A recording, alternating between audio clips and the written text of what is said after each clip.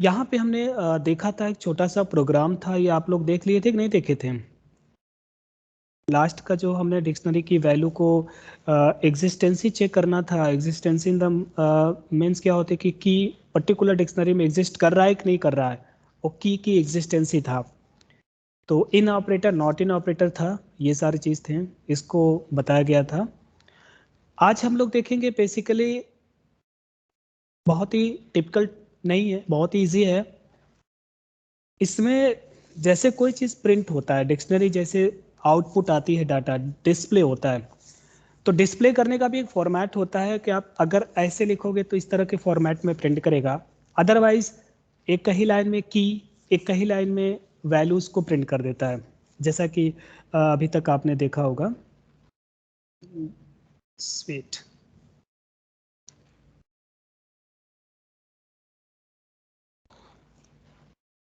कि अगर इस तरह से देखा जाए,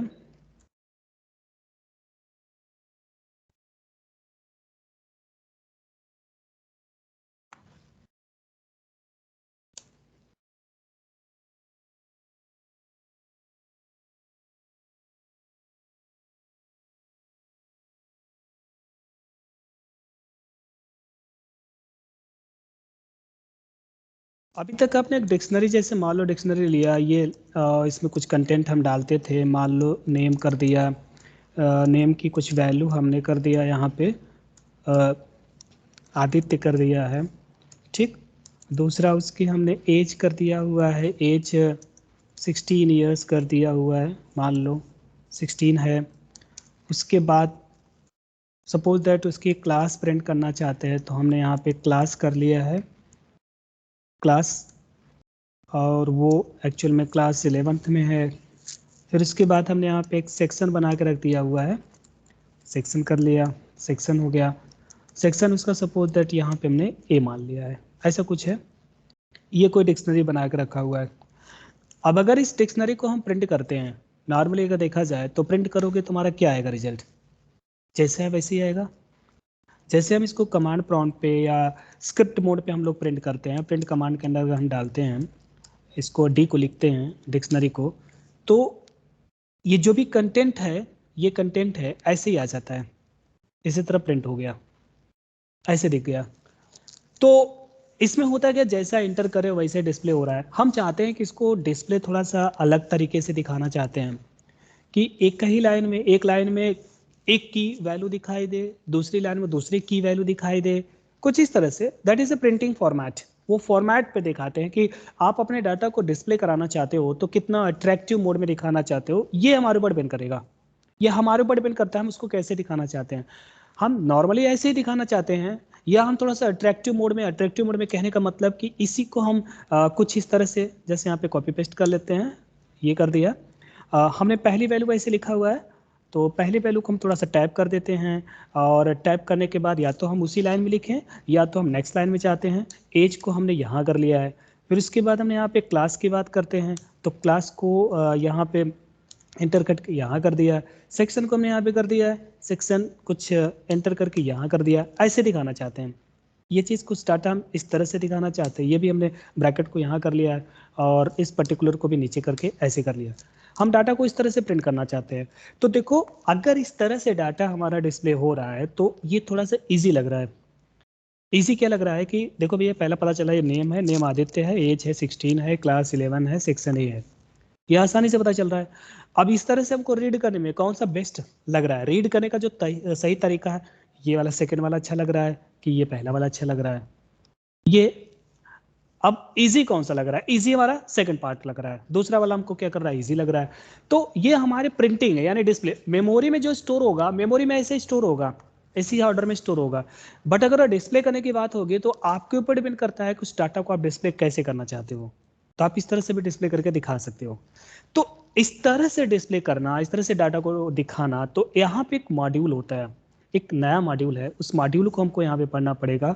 उस मॉड्यूल को हम अपलोड करेंगे या इंपोर्ट करेंगे। इंपोर्ट करने के बाद तब हम उस मॉड्यूल में एक फंक्शन होता है, उस फंक्शन को यूज़ करके हम अपने प्रिंटिंग क्वालिटी को इस तरह से इंक्रीज कर सकते हैं, प्रिंटिंग फॉर्मेट को थोड़ा सा हम अट्रैक्टिव बना सकते हैं, ये सारी चीज़। तो उस पर्टिकुलर मॉड्यूल का नाम है जेसन। जेसन मॉड्यूल होता है जो यहाँ पे आगे हम लोग आज की क्लास में हम लोग पढ़ेंगे। बात समझ में आ रहा है मैं करना क्या चाहता हूँ, पढ़ाना क्या चाहता हूँ? क्लियर हुआ? Yes sir. तो बेसिकली हमारा जो नया टॉपिक है वो प्रीटी प्रिंटिंग अ डिक्शनरी, यानी किसी भी डिक्शनरी को जब प्रिंट करेंगे तो किस तरह से अट्रैक्टिव होना चाहिए, कितना देखने में थोड़ा अच्छा लगेगा, तो हमको और भी कोई चीज़ अगर गुड लुकिंग होता है, जैसे कभी क्या होता है ना, आप किसी के यहाँ जाते हो, कभी नॉर्मली अगर आप घर में हैं तो सबको पता है, सब जानते हैं कि अगर आप घर में खाना खाते हो हमेशा, या नॉर्मली जो भी होते हैं कि आपके यहाँ कोई आया नहीं है तो वैसे ही खाना दिया जाता है, ठीक है भैया दाल चावल सब्जी रोटी जो भी देना है, कभी कभी कटोरी देते हैं, कभी कभी वैसे दे देते हैं, ऐसा कुछ होता है, बस जल्दी से खा के हटना है। लेकिन अगर कोई रिलेटिव आ जाते हैं या कहीं आप जाते हो, उस भोजन बोर्ड में रख के खिलाया जाता है, देखा है कभी कभी आपने फीलिंग किया ऐसा?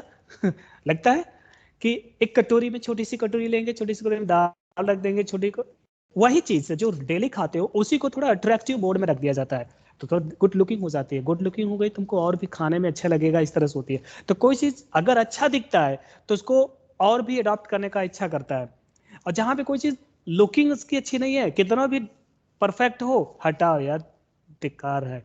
तो यही चीज इसमें दे रखा हुआ है, यहाँ पे बस आपको बस प्रिंटिंग करना है किसी भी डिक्शनरी को, तो कितना अच्छे से आप उसको अट्रैक्टिव वे में दिखा सकते हो, वो चीज यहाँ पे दिया हुआ है। तो इसके लिए एक मॉड्यूल है यहाँ पे दिखाया गया हुआ है, जिस मॉड्यूल का नाम होता है जेसन। जेसन नाम का एक मॉड्यूल होती है, अगर उस मॉड्यूल को हम लोग यूज करते हैं तो हम अपने डाटा को थोड़ा सा कुछ फॉर्मेट करके हम डिस्प्ले कर सकते हैं, दिखा सकते हैं, ये चीजें।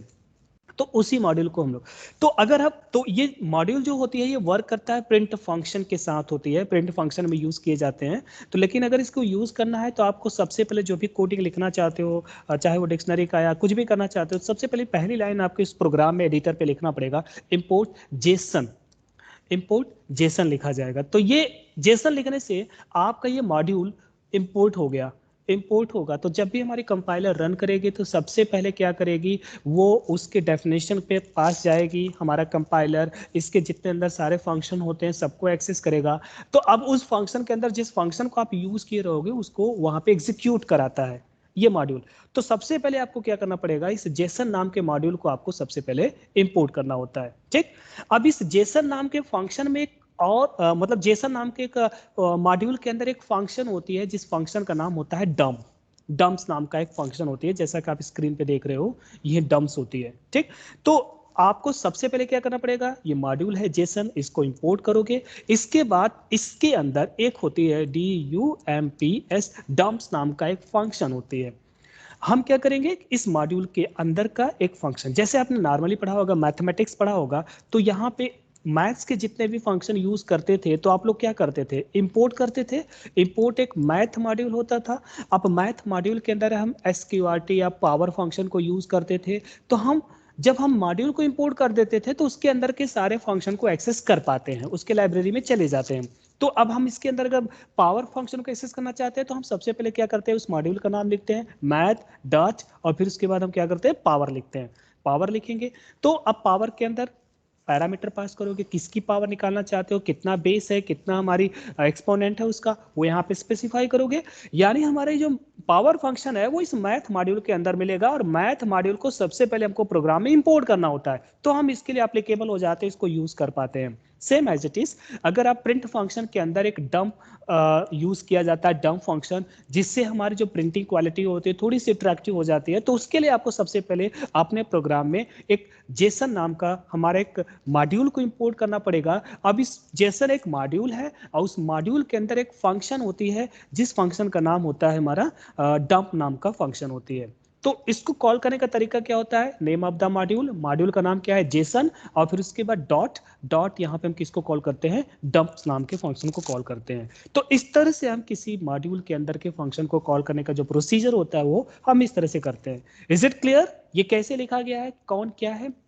Jason is the module and dump is a function. Dump जो फंक्शन होती है किसके अंदर आती है, जेसन मॉड्यूल। जैसे आपने पढ़ा होगा रैंडम, रैंडम एक फंक्शन पढ़ा था, तो रैंडम फंक्शन के अंदर रैंड रेंज आता था, रैंड INT आता था, रैंडम खुद एक फंक्शन आता था। तो कॉल करने का तरीका क्या होता था, तो हम लोग कैसे कॉल करते थे, लिखने का तरीका होता था इम्पोर्ट इंपोर्ट लिखते थे, रैंडम लिखा जाता था। ठीक, रैंडम लिखने के बाद यहाँ पे बेसिकली हम लोग एक मिनट,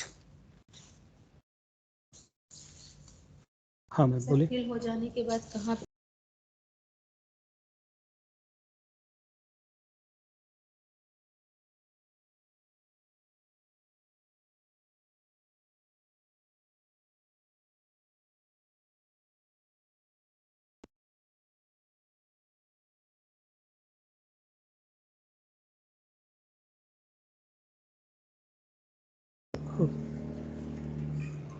समझ में आ रहा है आप लोग को? सुनाई दे रहा है कि नहीं सुनाई दे रहा है? क्लियर हो रहा है ना? Yes sir. यस अब अगर रैंड आईएनटी का यूज करते थे तो हम लोग यूज करते थे random dot rand INT, rand INT लिखते थे। अब रैंड आईएनटी फंक्शन होता था, तो इंटीजर के यहाँ पे हमको रेंज देना होता था, जो भी रेंज दोगे उसके हिसाब से हमारी ये वैल्यू चलती थी। तो चले आगे चलते हैं, जो कि हम लोग कंटिन्यू करते हैं इसी जेसम मॉड्यूल को ही। जेसम मॉड्यूल हमारा है, इसके अंदर प्रोग्राम को हमको चलाने हैं, एग्जीक्यूट कराने हैं, प्रिंट कराने हैं। तो कॉल करने का तरीका हमारा सेम एज इट इज हो गया। अब पूरी हमारी जो डम्प फंक्शन होती है ना, डम्प फंक्शन में भी पैरामीटर पास किया जाता है। पैरामीटर क्या होता है कि किस डिक्शनरी में आप ये फॉर्मेटिंग लगाना चाहते हो, किस डिक्शनरी में फॉर्मेटिंग लगाना चाहते हो, उस डिक्शनरी का नाम एज अ पैरामीटर पहले आपको पास करना पड़ेगा। फिर उसके बाद इंडेंट, इंडेंट मतलब ये होता है कि जैसे जब भी हम कोई प्रिंटिंग करते हैं, ध्यान से देखिए इस स्क्रीन पे देखो, इसके अंदर आपको डम्प फंक्शन के अंदर, डम्प फंक्शन के अंदर आपको दो पैरामीटर पास करना होता है। तो पहला पैरामीटर क्या होती है कि name of dictionary, name of dictionary, यानी जो भी डिक्शनरी, जिस डिक्शनरी में आप फॉर्मेटिंग करना चाहते हो, जिसको आप प्रिंट करना चाहते हो, उसको आपको यहाँ पे मेंशन करना पड़ेगा, उसका नाम मेंशन करना पड़ेगा। ठीक है, तो ये डिक्शनरी का हमारा नाम होता है। ठीक, दूसरा हमारा क्या होता है, दूसरी हमारी पैरामीटर होती है इसमें इंडेंट, इंडेंट यहाँ पे पास करना होता है। इंडेंट करता क्या है, आपको यहाँ पे इंटीजर इंडेंट पास करना पड़ता है। तो जब भी इंटीजर इंडेंट पास करते हैं तो इसका मतलब ये होता है कि जब ये प्रिंट करेगा कितना टैब, कितना टैब हो या कितना स्पेस के बाद वो प्रिंट करेगा। ठीक है ना, जैसा कि यहाँ पे देख रहे हो कि आप ये बेसिकली कर्ली ब्रैकेट लगा हुआ है। जब दूसरी लाइन पे मैं डाटा को प्रिंट कर रहा हूँ तो ध्यान से देखिए ये क्या हो रहा है कि आप चूंकि ये नोट पैड पे टाइप कर रहे हैं, तो यहाँ पे एक टैब, एक टैब, इतना पूरा जो स्पेस का है एक टैब का मैंने दिया हुआ है। तो इसने क्या किया, एक टैब स्पेस लेके मैं यहाँ पे प्रिंट करा रहा हूँ। तो इंडेंट यही होता है, इंडेंट बेसिकली ये होती है कि आपको कितना लेफ्ट साइड से, मतलब कि सबसे फ्रंट साइड से यानी लेफ्ट से ही प्रिंट करता है, तो कितने स्पेस जाके वो बैक साइड पे प्रिंट करेगा। तो जो भी आप यहाँ पे मेंशन करोगे वो इंटीजर वैल्यू होनी चाहिए। हमने यहाँ पे एन स्पेसिफाई किया, एन मतलब इंटीजर वैल्यू होती है। जितना इंटीजर पास करोगे वो उतना स्पेस देके यहाँ पे इंडेंट देके वो प्रिंट करता है। अब ये तो रही बात हमारी पूरी जेसन, जेसन फंक्शन मॉड्यूल के अंदर डम्प फंक्शन हो गया। वो डम्प फंक्शन के अंदर ये पैरामीटर होता है। अब चूंकि ये वर्क किसके साथ करता है, ये वर्क करता है प्रिंट फंक्शन के अंदर। तो अब इस पूरे पार्ट को हम लोग पास कर देते हैं किसके अंदर, प्रिंट फंक्शन के अंदर हम लोग पास करते हैं। तो यहां पे हम लिखते हैं प्रिंट, प्रिंट फंक्शन के अंदर पास करेंगे। तो अब ये पूरी तरह जो नॉर्मल प्रिंटिंग होती थी, तो अब वो नॉर्मल प्रिंटिंग ना होके जैसा हम चाहते हैं कि जो इंडेंटेशन देंगे वो इस तरह से हम फॉर्मेटिंग उसकी प्रिंट करके दिखा सकते हैं। Is it clear? कैसे हुआ, क्लियर हुआ ना? Yes sir. तो इसके लिए सबसे पहले आप मॉड्यूल को इंपोर्ट कर लीजिएगा। इंपोर्ट करने के बाद डंप नाम के फंक्शन को कॉल करिएगा।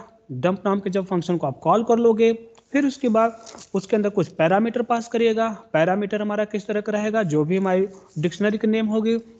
फिर उसके बाद क्या होगा, जितना इंडेंटेशन देना चाहते हो उतना इंडेंटेशन हम लोग दे के इसको यहाँ पे स्पेसिंग कर सकते हैं। ये चीज है।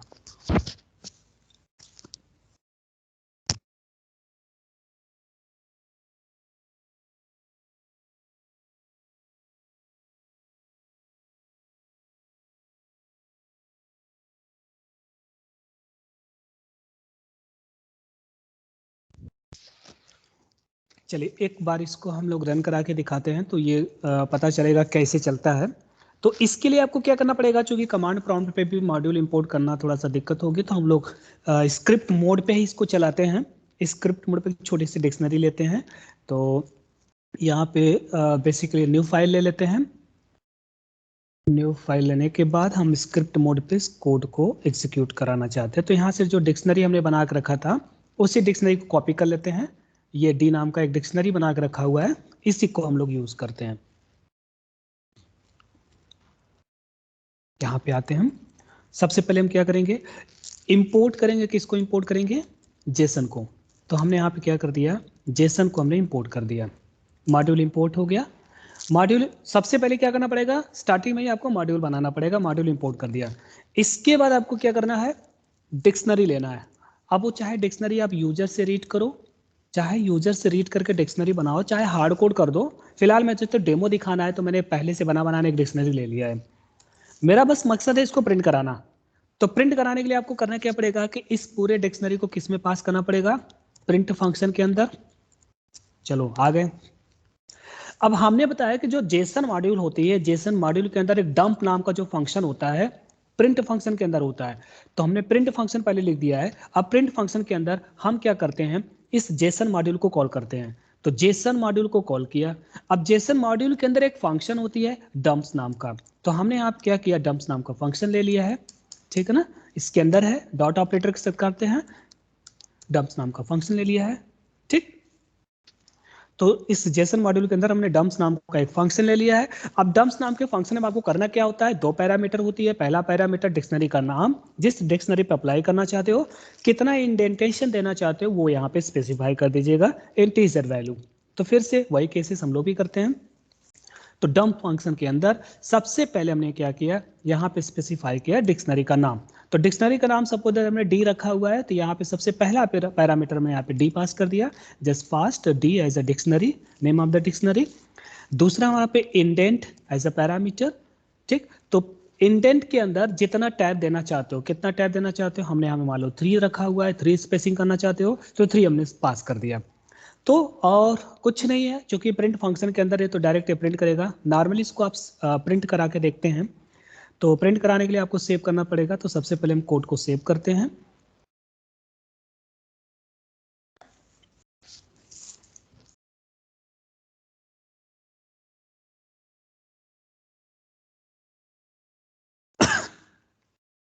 लोकेशन मांगता है तो आप लोकेशन दे दीजिए। मान हमने डेस्कटॉप पे ही लोकेशन देते हैं,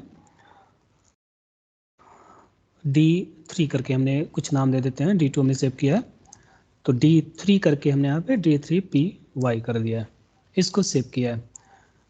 अब सेव करने के बाद इसको प्रोग्राम सेव हो जाता है तो हम लोग इसको रन कराते हैं। जस्ट प्रेस F5 को हमने प्रेस किया और देखते हैं ये चलता है कि नहीं चलता है। क्योंकि कभी कभी क्या होता है ना कि एडिटर की प्रॉब्लम होती है कि किसी किसी पे कुछ कमांड नहीं चलते हैं, तो उसके लिए आपको लेटेस्ट वर्जन के एडिटर को यूज़ करना होता है। कंपाइलेशन चल रहा है बैकएंड पे, अभी कनेक्टिविटी कर रही है उस मॉड्यूल के साथ। एरर फिर से करना पड़ेगा, इसको बंद करो, प्रोग्राम को फिर से मैं रन कराता हूँ। F5 press simply.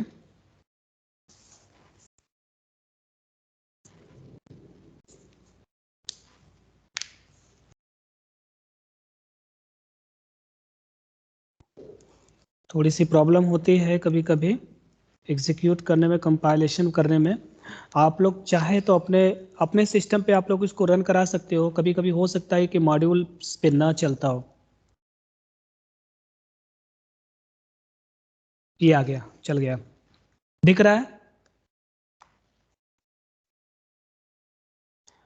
ये आउटपुट।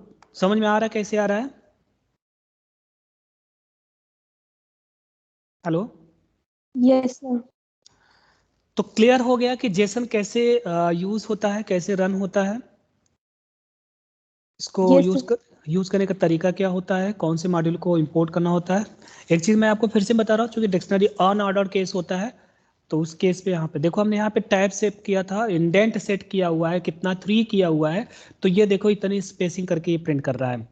आप इंडेंट को बढ़ाते जाओगे तो ये स्पेसिंग बनता जाएगा। मान लो हमने यहाँ पे 10 कर देते हैं, ये हमने 10 किया तो देखो स्पेस में भी इंक्रीज हो जाएगा। रन करा के देखते हैं, देखो ये स्पेस इंक्रीज हो गया। तो आप चाहते हो कितना स्पेस करके इसको प्रिंट कराना लेफ्ट साइड से, तो वो इंडेंट में पास करते जाओगे तो ऑटोमेटिकली ये इंक्रीज होती जाएगी और ये हमारी स्पेस होती जाएगी। तो इसी तरह ये डंप फंक्शन वर्क करता है जेसन मॉड्यूल के अंदर, तो एक बार आप लोग कोड को जरूर रन करा लीजिएगा। रन कराए रहेंगे तो आइडिया क्लियर रहेगा। ये करता कैसे है वाइवा में पूछा जाए तो भी आप बता सकते हो। आई थिंक क्लियर हो गया, आगे चलें, कंटिन्यू करें। जेसन मॉड्यूल क्लियर हो गया? Yes, sir. Yes, sir.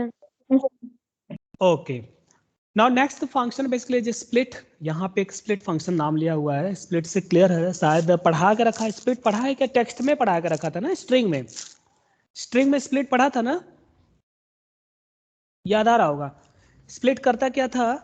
Break करता था। स्प्लिट करता क्या था कि जैसे कोई स्ट्रिंग, आपको स्ट्रिंग में पढ़ाया था, स्ट्रिंग का एग्जांपल है, तो उसमें क्या करते थे कि अगर हम स्प्लिट नॉर्मली किसी टेक्स्ट को स्टोर करके किसी या किसी स्ट्रिंग को किसी वेरिएबल में स्टोर करके रखे हो, जैसे मान लीजिए ये रखा हुआ है, this is a sample string, ये सैम्पल स्ट्रिंग है, एक टेक्स्ट नाम के वेरिएबल में स्टोर किया गया हुआ है।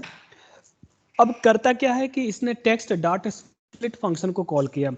जब हम स्प्लिट फंक्शन को कॉल करते हैं तो ये जहां जहां स्पेस होगा, चूंकि इसमें हमने कोई पैरामीटर नहीं पास किया है तो इसका मतलब स्पेस है। तो जब स्पेस है, कोई पैरामीटर नहीं पास किया गया है, तो इस स्पेस के बेसिस पे ही इसको ब्रेक करता है और ब्रेक करके इसको लिस्ट में कन्वर्ट कर देता है। ये चीज जैसा कि यहाँ पे दिखा रहा है, ठीक। तो this is a sample string, ये पूरी एक कंप्लीट स्ट्रिंग थी। तो इसने क्या किया कि जहां जहां इसको स्पेस मिला, सो आफ्टर दिस के एंड इज के बीच में एक स्पेस है, तो इसको इसने स्प्लिट कर दिया है। स्प्लिट करके यानी ब्रेक कर दिया है, कामा करके अलग कर दिया है। नाउ इज अनदर वर्ड, एक अनदर वर्ड में ब्रेक कर दिया। Same as it is with sample and string के साथ सबको क्या किया इसने, लिस्ट में कन्वर्ट करके स्टोर कर दिया हुआ है, हर कोई स्पेस के थ्रू। लेकिन अगर आप इसी स्प्लिट फंक्शन में कोई पैरामीटर पास करते हो, suppose that if you passed any parameter in this split function, तो जो भी पैरामीटर पास करते हो तो वहीं से स्प्लिट करता है, वहीं से ब्रेक कर देता है। जहां जहां उसको मिलेगा वहां से ब्रेक करेगा। अब जैसे देखो यहाँ पे कामा हमने पास कर दिया स्प्लिट फंक्शन के अंदर, तो करता क्या है कि ये 1 है, 1 के बाद कामा था, फिर 2 है, कामा एंड 3। तो ये 1 पहला बना देगा स्ट्रिंग, 2 दूसरे, जो कि कामा जहां जहां मिलेगा वहीं कामा से इसको ब्रेक किया हुआ है, तो ब्रेक करके इसको भी लिस्ट में इसने स्टोर करा देता है। Is it clear? ये स्ट्रिंग में भी पढ़ाया गया था, तो बहुत ज्यादा डिफाइन करने की जरूरत है कि क्लियर है? Clear, sir. ओके, इसको हम लोग स्ट्रिंग में भी पढ़े थे, और इसी से मिलता जुलता एक छोटा सा प्रोग्राम है, स्प्लिट का ही रिलेटेड है। तो आई थिंक आप इसको करिएगा तो समझ में आएगा, नहीं आएगा तो एक बार पूछ लीजिएगा, हम लोग आगे कंटिन्यू करते हैं। जो ज़्यादा ज़रूरी है, फंक्शन, फंक्शन एंड मेथड जो बहुत इंपॉर्टेंट है, जैसा कि नॉर्मली आप लोग पढ़ते आते हो। स्ट्रिंग में भी पढ़ा था, लिस्ट में भी पढ़ा है, टपल में भी पढ़ा है, इसमें भी पढ़ा हुआ है। फंक्शन की बात करते हैं तो डिक्शनरी फंक्शन में है क्या? सेम एज इट इज, ठीक। यहाँ पे मैं मेंशन करते चलता हूँ, ठीक। फंक्शंस की बात करते हैं तो सबसे पहला फंक्शन हमारा क्या है? लेन। लेन, लेन फंक्शन नॉर्मली क्लियर है क्या होता है। लेन, लेन करता क्या है? अगर आपने स्ट्रिंग यूज किया हुआ है तो किसी भी स्ट्रिंग में कितने नंबर ऑफ कैरेक्टर है, कितनी उसकी साइज है, यानी with space with special symbol, सबको काउंट करता है। काउंट करके कितने नंबर ऑफ कैरेक्टर हैं उसको बता देता है, वही उसकी लेंथ होती है। अगर आपने लिस्ट यूज किया हुआ है, लिस्ट में जितने नंबर ऑफ एलिमेंट लिया है उसको काउंट करेगा, वही उसकी लेंथ हो जाएगी। टपल यूज किया हुआ है तो टपल में, तो जो सब में क्या करता है, नंबर ऑफ एलिमेंट को काउंट करता है, तो सेम एज इट इज हमारी डिक्शनरी में भी होती है। तो इसमें करना क्या होता है, लेन नाम के फंक्शन में जिसकी लेंथ निकालना चाहते हो, जिस डिक्शनरी को, तो उसको एज अ पैरामीटर आपको पास करना पड़ेगा। तो DICT नेम कर दिया, तो इसका मतलब अगर हम लेन फंक्शन के अंदर उस डिक्शनरी का नाम को पास कर दोगे, यानी उस ऑब्जेक्ट को पास कर दोगे, तो उसको काउंट करके बताएगा कि कितने इसमें नंबर ऑफ, इसकी साइज कितनी है। लेकिन याद रखिएगा कि अब आप सोचो कि इसको काउंट किसको करता है, ये काउंट किसको करेगा, क्योंकि डिक्शनरी में 2 चीज होती है, कीज होती है, वैल्यूज होती है। की और वैल्यू के पेयर में होती है। तो जब ये काउंट करता है तो ये की और वैल्यू के पेयर को काउंट करता है, हमेशा याद रखिएगा। जब भी ये काउंट करेगा, जब भी ये काउंट करेगा किसी भी डिक्शनरी के की और, जैसे सपोज दैट ये है, ठीक, ये डिक्शनरी है। अब इसकी लेंथ की बात करते हैं तो ध्यान से देखिए कि इसमें देखो ये बेसिकली की और वैल्यू का पेयर है, की और वैल्यू पेयर हो गया। अब की और वैल्यू के पेयर में सबसे पहले इसको काउंट करेगा, ये 1 हो जाएगा। उसके बाद यहाँ पे इसको काउंट करेगा, ये की वैल्यू के पेयर है, ये दूसरा हो गया। ये तीसरी काउंट करेगा, की वैल्यू के पेयर है, इसको हो जाएगा। ये हमारी चौथी हो गई। इसका मतलब इस हिसाब से देखा जाए, इस जो डिक्शनरी की जो लेंथ होगी वो कितनी होगी, वो हमारी 4 होगी। ठीक, समझ में आ रहा है नहीं आ रहा है? इसकी जो लेंथ हम निकालेंगे वो हमारी कितनी आएगी, वो 4 आएगी। क्लियर है? तो जब भी ये काउंट करता है, जब भी ये काउंट करेगा तो इसमें कितने नंबर ऑफ पेयर्स हैं, जितने नंबर ऑफ पेयर्स होंगे वो उन्हीं को काउंट करके ये बताता है। किसी को doubt? No sir. Len function normally है, आपको पता है ये, इसको करते हैं जैसे अदर में हमने यूज किया, टपल में यूज किया, लिस्ट में यूज किया, वही चीज सेम एज इट इज है। ठीक, तो ये चीज यहाँ पे दिया हुआ था। नेक्स्ट हम बात करते हैं, नेक्स्ट फंक्शन की बात करते, हो गया, खत्म हो गया एक। ठीक, लेंथ फंक्शन हो गया। एक चीज और है, अगर आप क्या करते हो कि बेसिकली ध्यान से देखिए कि ये एक एम्प्लॉय था, इसकी लेंथ किसने बात किया था, ये एम्प्लॉय है। ठीक, अब हमने यहाँ पे क्या किया है कि ये नेम जॉन था, सैलरी उसकी 10,000 थी, एज 24 था, तो इसमें पेयर कितने थे, 3 थे, लेंथ कितना निकला, 3 हो गया। लेकिन हमने क्या किया है, इसी डिक्शनरी में एक और भी एक पेयर को ऐड करते हैं, तो जिसे कहते हैं एडिशन कहते हैं। हमने आपसे बोला कि किसी भी डिक्शनरी में सपोज दैट अगर उस की में वैल्यू असाइन करना चाहते हैं, वो जो की, अब देखो जैसे डिपार्टमेंट है, तो डिपार्टमेंट तो इस डिक्शनरी में तो है ही नहीं है। जब इसमें डिक्शनरी में एग्जिस्ट नहीं कर रहा है तो इसका मतलब ये इसको ऐड करेगा, ये ऐड करेगा। तो जैसे ऐड करेगा तो 3 तो ऑलरेडी पहले से थे, अब हमारा जैसे ऐड करोगे तो क्या होगा, चौथा बन जाएगा। अब फिर से अगर हम इसकी लेंथ निकालोगे तो अब इसकी लेंथ कितनी हो जाएगी, 4 हो जाएगी। तो एडिशन और मॉडिफिकेशन हमेशा याद रखिएगा कि अगर एग्जिस्टिंग की पे अगर कोई वैल्यू असाइन करता है, अगर एग्जिस्टिंग की पे कोई वैल्यू असाइन होती है तो इसका मतलब वो मॉडिफाई होगा, अपडेट होगा। नॉन एग्जिस्टिंग की पे अगर कोई वैल्यू असाइन करते हो तो हमेशा एडिशन होगा। तो ये चीज इसने क्या किया, एक डिपार्टमेंट को ऐड किया, ऐड करने के बाद वो उसकी साइज को यहाँ पे इंक्रीज कर दिया। इसके बाद कुछ और भी छोटे मोटे फंक्शन है जिसके बारे में आपने पढ़ रखा हुआ है, सब जानते भी हो। बहुत सारे फंक्शन है, जैसे देखो कीज फंक्शन को तो पढ़ा ही है, कीज फंक्शन पढ़ा है ना, क्या करता था कीज फंक्शन, फिर से वही रिपीट करा के दिखा रहा है बार बार उसी चीज को, सारी किसी भी डिक्शनरी के सभी की को प्रिंट करा देता था। वही है, same as it is, name of the dictionary dot keys को कॉल करोगे उसकी सभी की को प्रिंट कराता है। वैल्यूज क्या करता था, वैल्यू क्या करता है कि उसके अंदर जितने भी की के वैल्यूज होंगे उनको एक साथ लिस्ट के फॉर्मेट में प्रिंट करा देता है, ये भी हमने पढ़ रखा हुआ है। आइटम भी पढ़ा हुआ है, आइटम्स भी बता के रखा था। आइटम क्या करता है, जो की और वैल्यू की जो पेयर होती है उसको प्रिंट करके दिखा देता है। आपको करना क्या है कि आइटम के अंदर हम बेसिकली क्या करते हैं कि उस डिक्शनरी के ऑब्जेक्ट के साथ आइटम को कॉल करते हैं, आइटम्स को कॉल करते हैं तो उसके अंदर जितने भी कीज एंड वैल्यू एक साथ उसको प्रिंट कर देता है। गेट, गेट एक नया चीज है, इसको मैं आपको बता देता हूं। इसमें करते क्या है, गेट फंक्शन बेसिकली नॉर्मली जैसे आपने पढ़ रखा हुआ है कि किसी भी डिक्शनरी के पर्टिकुलर की पे जो भी वैल्यू है अगर आप प्रिंट करना चाहते हो तो आप कैसे प्रिंट करते थे, अगर एक तरह से देखा जाए। बाकी जितने भी नॉर्मल फंक्शन थे मैं इसको नहीं बता रहा हूं, मैं नेक्स्ट गेट फंक्शन को बताता हूं। आपने अभी देखा होगा, मान लो फॉर एग्जांपल की मैं बात करता हूं, अगर कोई डिक्शनरी है, डिक्शनरी सपोज दैट हमने लिया, ये लिया, अब इसमें हमने कोई की लिखा, मान लो हमने यहाँ पे की लिखा, ये की लिखा, और इसको मैं किस पे लिखता हूँ, कमांड प्रॉम्प्ट पे लिखता हूँ या प्रिंट फंक्शन के अंदर हमने पास कर दिया, दोनों कर सकते हो कोई दिक्कत नहीं, मैंने प्रिंट फंक्शन के अंदर लिख दिया है। तो इसका क्या रिजल्ट आता है, इसका रिजल्ट क्या आता है कि इस डिक्शनरी में इस की पे जो वैल्यू है इसको प्रिंट कर दो, जो वैल्यू है इसको प्रिंट कर दो। चलो ठीक है, एक लिख के दिखाते हैं। मान लो मैं यहाँ पे क्या किया, प्रिंट लिखा, सपोज दैट प्रिंट लिखो चाहे कमांड प्रॉम्प्ट पे डायरेक्ट लिख सकते हो। हमने यहाँ पे डी लिखा डिक्शनरी, और यहाँ पे इसके अंदर की हमने पास कर दिया नेम। तो जैसे आप एंटर हिट करोगे तो इसका नेम जो वैल्यू है, नेम क्या है, आदित्य है, तो ये एक स्ट्रिंग आदित्य यहाँ पे आ जाएगी, इसकी आउटपुट आ गई। तो आपने क्या किया, रिजल्ट को तो ही फाइंड आउट किया, गेट किया रिजल्ट ना, तो इसी को वही गेट फंक्शन है, वही वर्क कर रहा है। ध्यान से देखो, वही तो कर रहा है। With this method you can get the item, item मतलब उसकी value, item with the given की, यानी जो भी की लिखोगे उसकी वैल्यू आ जाएगी। वही वर्क करता है जैसे आपने इसको पढ़ा है, इसको जो पढ़ा हुआ है नॉर्मली वही चीज करता है, तो बस उसको एक फंक्शन के थ्रू बता दे रखा हुआ है। जो काम गेट करता है, जो आप पहले से पढ़ते आ रहे हो, वही काम गेट का भी होता है। ठीक, तो गेट के अंदर जो भी की पास करोगे उसकी वैल्यू प्रिंट कर देगा उस डिक्शनरी का।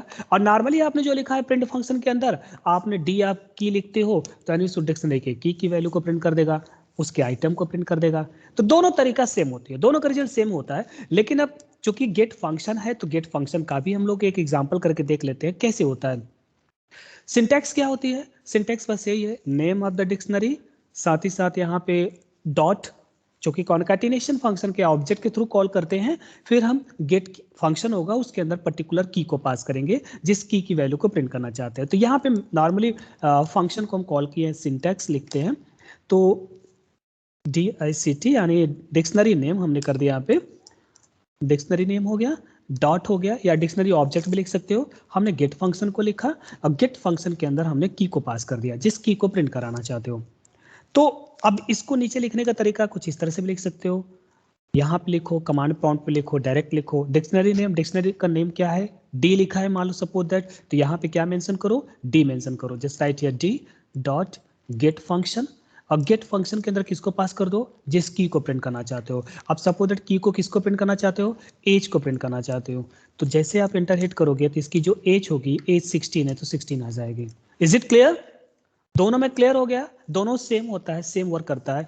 बट ऊपर एक फंक्शन के थ्रू करता, नीचे वाला एक फंक्शन के थ्रू वही वैल्यू प्रिंट कर रहा है, और ऊपर कोई फंक्शन नहीं यूज कर रहे हो, डायरेक्ट डिक्शनरी का नाम और उसके की को स्क्वायर ब्रैकेट में लिख देते हो तो उसकी वैल्यू को प्रिंट कर देता है। क्लियर हो गया ना? Yes sir. इसको मैं रन करा के नहीं दिखा रहा हूँ, रन करा के दिखाएं कि ऐसे क्लियर हो जा रहा है? कमांड प्रॉम्प्ट पे कहिए तो रन करा के दिखाएं। सर क्लियर है। क्लियर है। क्लियर है। बहुत ही सिंपल है, इसलिए चले आगे चलते हैं। अब ये बताओ, उस की को प्रिंट कराना चाहोगे, आपको पता है कि जो उसमें है नहीं, तो पता है क्या होता है, नेम एरर। ऐसा होता है ना कि उस पर्टिकुलर की को प्रिंट कराना चाहते हो जो की है ही नहीं। जैसे यहाँ पे डेजिग्नेशन, यहाँ पे बेसिकली डिपार्टमेंट लिखा हुआ है, यहाँ पे हम उसका गेट डेजिग्नेशन करना चाहते हो। इस पर्टिकुलर एम्प्लॉय नाम का एक डिक्शनरी है, उसमें सैलरी है, की डिपार्टमेंट है, एज है, नेम है, ये इतने की है। अब आप प्रिंट कराना चाहते हो कि इसमें गेट कराना चाहते हो, डेजिग्नेशन करना चाहते हो, डेजिग्नेशन उसमें है ही नहीं, तो वहाँ पे नेम एरर आएगा। ठीक है, because designation is not defined in that particular dictionary. तो ये चीज थोड़ा सा ध्यान रखिएगा। एक चीज नोट में मैंने आपको बता कर रखा हुआ है, जो भी बताया मैंने, इसको ध्यान से देख लीजिएगा कि जो डिक्शनरी डॉट गेट फंक्शन होता है is equivalent to dictionary of key. दोनों सेम होता है, हमने आपको पहले बताया कि दोनों का आउटपुट सेम आता है। वही चीज यहाँ पे इसने नोट में दिखा कर रखा हुआ है, तो इसको भी देख लीजिएगा। जैसा कि ये पहला ऊपर वाला बताया और ये ऊपर नीचे वाला बताया, दोनों सेम होते हैं, दोनों का आउटपुट यहाँ पे सेम आती है। नेक्स्ट हमारी जो फंक्शन है, बेसिकली अगला फंक्शन हम लोग देखते हैं। इसमें अब फंक्शन स्टार्ट हो गया है, ठीक, कि आइटम सिंपल सा क्लियर है। आइटम्स हमने आपको बताया, कोई डिक्शनरी है, डिक्शनरी के सभी आइटम्स को प्रिंट कराना चाहते हो तो ये इस तरह से प्रिंट करेगा। मान लो ये एम्प्लॉय नाम का डिक्शनरी है, इसको बताया था स्टार्टिंग में, डिक्शनरी जब शुरू किए थे तो उसमें भी बताया गया था कि इसको बताया गया था, वैल्यूज को बताया गई थी, साथ ही साथ आइटम्स को भी बताया गया था। उसी समय इन सबको बताया गया हुआ था। तो समझ में आ रहा है ना? यहाँ पे देखो, जैसे नेम जॉन है तो इसकी जो आउटपुट आएगी उसकी की और वैल्यू इस तरह से आ जाएगी, की वैल्यू इस तरह से आ जाएगी, की वैल्यू इस तरह से आ जाएगी। तो इसको मैं करके दिखाऊं कि क्लियर है? बताना तो नहीं है ना? क्लियर है। ओके, चूंकि इसको बताया हूँ, आइटम्स को बता, कीज को तो बताया ही है, कीज को बताया हुआ है, चूंकि डिक्शनरी के सारे कीज को प्रिंट करता है। जैसे देखो एम्प्लॉय नाम की है डिक्शनरी है, इसमें सैलरी है, डिपार्टमेंट है, एज है, नेम है, ये सारे कीज हैं। तो देखो सभी की को, ये भी मैंने स्टार्टिंग में बता के रखा था कि अगर हम कीज फंक्शन को कॉल करते हैं पर्टिकुलर डिक्शनरी के साथ, तो उस डिक्शनरी में जितने भी कीज होते हैं उसको एज अ लिस्ट में वो लिस्ट कर देता है, दिखा देता है, जैसा कि यहाँ पे स्क्रीन पे दिखा रहा है।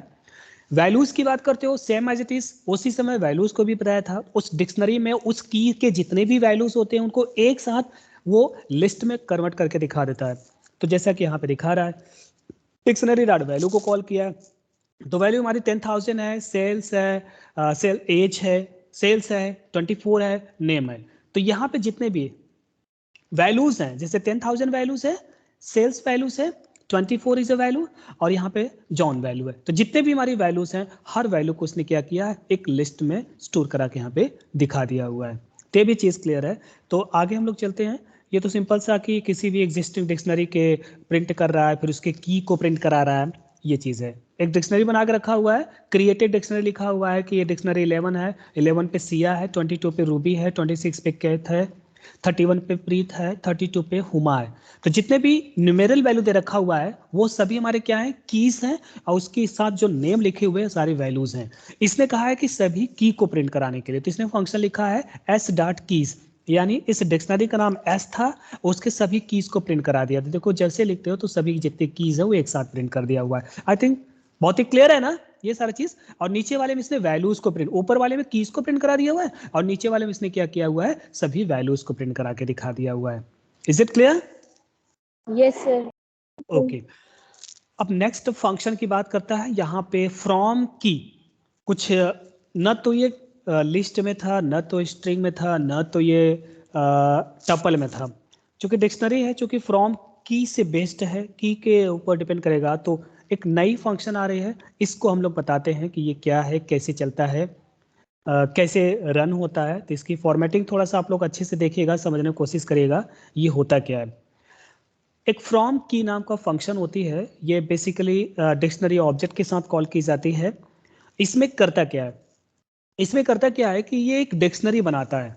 The from keys, from keys, इसमें हम क्या करते हैं कि कभी कभी हम सोचते हैं कि आप नंबर्स ऑफ की लेना चाहते हो, क्योंकि हमने आपको पहले बता कर रखा हुआ है कि किसी भी डिक्शनरी में जितने भी कीज होते हैं वो यूनिक होने चाहिए, जबकि उसकी वैल्यू को आप सेम कर सकते हो, ये तो पहले से बता रखा हुआ है। तो आप चाहते हो कभी कभी वैल्यू एक का ही रखना चाहते हो, और नंबर्स ऑफ की को जित मल्टीपल्स की बनाना चाहते हो, मल्टीपल की आपके पास हैं, और उन सभी की को सेम वैल्यू एक साथ अलॉट कर देना चाहते हो। आप नहीं चाहते हो कि बार बार लिखना। अब सपोज दैट अगर इस तरह से लिखना हो, फॉर एग्जाम्पल हमने यहाँ पे एग्जाम्पल लेके आपको समझाने की कोशिश करते हैं। हमने यहाँ पे किया, सपोज दैट एक डिक्शनरी बना रहे हैं, मान लो डी लिखा, डी लिखा, डिक्शनरी बना रहे हैं, और हमने यहाँ पे लिखा वन, लिखा वन के बाद हमने यहाँ पे क्या कर दिया है कि इसको एक नंबर हम देना चाहते हैं, जो भी वन की को सपोज दैट हमने यहाँ पे 100 वैल्यू देना चाहते हैं। फिर उसके बाद हमने क्या किया, टू के लिया, टू रोल नंबर है, उसको भी हम मान लो सपोज दैट इसको भी 100 देना चाहते हैं। यानी कोई बच्चा है, कोई स्टूडेंट है आपके क्लास में है, नंबर ऑफ 10 स्टूडेंट्स हैं, जो भी जितने हैं, हर बच्चों का रोल नंबर है 1 से 10 तक है, और हर बच्चों को मैंने 100 मार्क्स अलॉट करना चाहते हैं, हर बच्चे को 100 मार्क्स अलॉट करना चाहते हैं। तो लिखने का तरीका कुछ इसी तरह होगा ना, 3 इसका रोल नंबर हो गया, इसको हमने मार्क्स कितना अलॉट कर दिया, 100 कर दिया। इसके बाद हमने क्या किया, 4 ले लिया, अब 4 को हमने कितना अलॉट कर दिया, 100 कर दिया। अब उसी तरह हमने 5 किया, 5 को कितना अलॉट किया, 100 किया। समझ में आ रहा है ना? तो इसी तरह जितने बच्चे होंगे, अगर आप 10 स्टूडेंट्स होंगे तो 10 रोल नंबर तक आप सबको 100 वैल्यू अलॉट कर रहे हो। तो यहाँ पे एक अननेसेसरी एक टास्क हो रहा है, अननेसेसरी रिपीटेशन हो रहा है, रिडंडेंसी हो रही है बिना मतलब के, बिना वजह के। तो क्यों ना ऐसा कुछ कंसेप्ट हो कि अब की को तो आप सेम नहीं कर सकते हो, की को यूनिक रखना है, तो इसलिए की को तो लिखना ही पड़ेगा। लेकिन जो वैल्यू है, वैल्यू सबका सेम हो सकता है। जब वैल्यू सबका सेम होता है तो कुछ ऐसे फंक्शन हो जिसमें हम उस तरह से कॉल करें, हमने क्या किया, जितने भी कीज बनाना चाहते हैं सारे की को लिख दे, और उसके बाद हम वैल्यू लिख देते हैं। और वैल्यू लिखेंगे तो ऑटोमेटिकली जितने भी हमारे ये होंगे कीज होंगे, हर की को ऑटोमेटिकली वो सबको वैल्यू असाइन कर देगा, सबको ऑटोमेटिकली वैल्यू असाइन कर देगा। बार बार मुझे हर की के लिए वैल्यू लिखना, सेम वैल्यू लिखने की जरूरत नहीं हो रही है। समझ में आ रहा है नहीं आ रहा मैं कहना क्या चाहता हूं, ये वर्क क्या करना है? समझ में आ रहा है क्या कहना चाहते हैं हम? बताने का क्या पर्पज है, क्लियर हो रहा है? हाँ जी, यस सर। Yes, sir. देखो बताने का बस मेन मकसद ये है कि आपको पता है डिक्शनरी में दो चीज होती है, कीज होती है, वैल्यूज होती है। अब किसी भी डिक्शनरी में जो जितनी भी कीज होती है वो सब यूनिक होती है, वैल्यू सेम हो सकती है। अब कभी कभी आपको ऐसी डिक्शनरी बनानी है कि जिसमें सभी की के लिए सेम वैल्यू रखना है। तो अगर सभी की के लिए सेम वैल्यू रखना है तो उसके लिए आपको बार बार वही वैल्यू मैं क्यों टाइप करूं? तो उसके लिए यहाँ पे एक छोटा सा फंक्शन बता के रखा गया हुआ है, जिस फंक्शन में ये बताया गया हुआ है, जैसा कि देखिए यहाँ पे फ्रॉम कीज, ये फ्रॉम की नाम का एक मेथड है, फंक्शन है। ये करता क्या है कि ये डिक्शनरी क्रिएट करता है, create a dictionary from a sequence of containing all the keys, and a common values, यानी इसमें एक सीक्वेंस में जितने की बनाना चाहते हो उन सभी की को एक सीक्वेंस में लिख देते हैं। अब सीक्वेंस क्या हो सकता है? टपल हो सकता है, लिस्ट हो सकता है, वही तो सीक्वेंस है। ये लिस्ट हो गई या टपल हो गई। तो हमने क्या किया, जितने भी कीज होते हैं उनको एक सीक्वेंस में रख दिया, तो सीक्वेंस में रख दिया। और उसके बाद कामा करके जो भी हम कॉमन वैल्यू रखना चाहते हो सबको, हमने क्या किया, उस वैल्यू को असाइन कर दिया। जैसा कि सिंटेक्स यहाँ पे लिखा हुआ है, ये है की सीक्वेंस, यानी जिस सीक्वेंस, यानी जितने भी हम की बनाना चाहते हो उनको एक सीक्वेंस में रख दो। सीक्वेंस मतलब लिस्ट में रख दिया, टपल में रख दिया 5 है, 6 है, 7 है, जितने भी बनाना चाहते हो बना दिया। अब वो करेगा क्या, उन सभी को एक कॉमन वैल्यू अलॉट करेगा। अब आप कहोगे सर ये तो गड़बड़ होगा।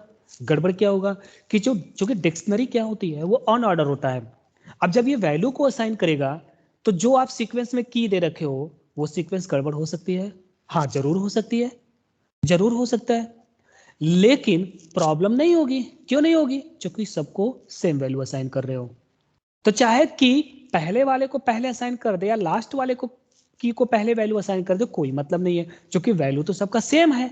जब वैल्यू सेम है तो कोई ऑर्डरिंग का इसमें या अन ऑर्डरिंग का कंसेप्ट कोई क्लियर हो ही नहीं रहा, मतलब कोई प्रॉब्लम तो हो ही नहीं रही है। ठीक, तो लिखने का तरीका क्या होता है, सिंटैक्स क्या होती है, वो चीज हम लोग यहाँ पे देखने चल रहे हैं। तो एक नया फंक्शन हम लोग पढ़ रहे हैं, फ्रॉम की। फ्रॉम की नाम का एक फंक्शन है, ठीक है ना। ये फ्रॉम की नाम का एक फंक्शन है। इसका जो सिंटैक्स है, कैसे वर्क करता है, वो चीज़ मैं आपको यहाँ पे बता रहा हूँ। तो ध्यान से देखिए, फ्रॉम कीज नाम का एक फंक्शन होती है। तो इसके सिंटैक्स को पहले समझने की कोशिश करिए। सिंटैक्स कैसे लिखे जाते हैं? तो सिंटैक्स लिखने का तरीका क्या होता है कि सबसे पहले आपको डिक्शनरी का ऑब्जेक्ट लिखना होता है। तो हमने यहाँ पे लिखा DICT डिक्शनरी ऑब्जेक्ट, मतलब डिक्शनरी नेम ये भी होता है। ठीक, तो डिक्शनरी ऑब्जेक्ट लिख दिया।